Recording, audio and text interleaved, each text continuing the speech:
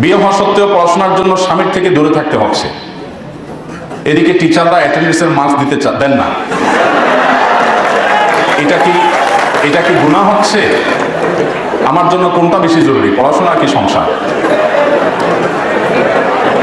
আমাদের বোন উভয় সমস্যায় পড়েছে, আল্লাহ তাআলা তাকে তার সমস্যা থেকে উত্তরণের পথ দেখিয়ে দিন।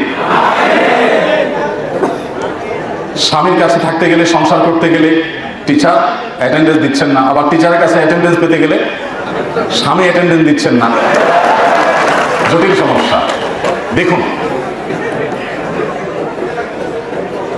ইসলামী শরিয়ার যে আদেশ নিষেধগুলো, এগুলো আমাদের অনেক সময় ভালো লাগে না, আমাদের অনেক সময় মনে ধরে না, কিন্তু বাস্তবতা হলো ইসলামী শরিয়া এসেছেই মানুষের কল্যাণে। আল্লাহ বলেছেন শারা আলাকুম মিনাদ দীনি মা ওয়াসা বিহি নূহান ইলা আখিল আয়া।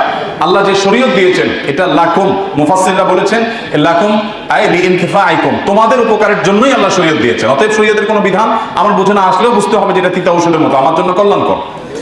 এবার আসা যাক উত্তরে, সেটা হলো যদি কোনো নারী বিবাহের পর তিনি যদি নিয়মিত পড়াশোনাতে মনোযোগী হন, নিয়মিত পড়াশোনা করেন, কন্টিনিউ থাকেন, এদিকে অ্যাটেন্ডেন্স ঠিক রাখতে গিয়ে যদি ওইদিককার অ্যাটেন্ডেন্স তিনি মিস করেন এবং তার স্বামীর চরিত্রের সংরক্ষণ যদি চ্যালেঞ্জিং ব্যাপার হয়ে যায়, তাহলে সেক্ষেত্রে সেই নারীর জন্য ইসলামের শরিয়ার দৃষ্টিকোণ থেকে তার সংসারকে প্রায়োরিটি দেওয়া বেশি গুরুত্বপূর্ণ।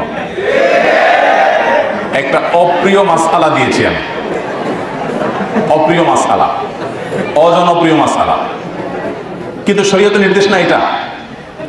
আমার জন্য উচ্চতর জ্ঞান অর্জন করাকে শরীয়ত ফরজ না করলেও বিবাহ হয়ে গেলে আমার সাংসারিক জীবন যাতে ক্ষতিগ্রস্ত না হয় সেটা আমার জন্য কিন্তু ফরজ।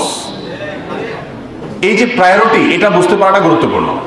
কিন্তু এর মানে কিন্তু এটা না যে আমি বলছি যে একজন নারী তিনি ইসলামিক জ্ঞান অর্জন করবে না বা জাগতিক জ্ঞান অর্জন করবে না, আমি সেটা বলছি না। আমি বলছি আপনি যখন দুই নৌকা পা দিয়ে দিয়েছেন, আপনাকে যে কোনো একটা নির্বাচন যদি করতে হয় তাহলে অবশ্যই আপনি সংসারের নৌকা ছেড়ে অন্য নৌকা আপনি উঠতে পারেন না।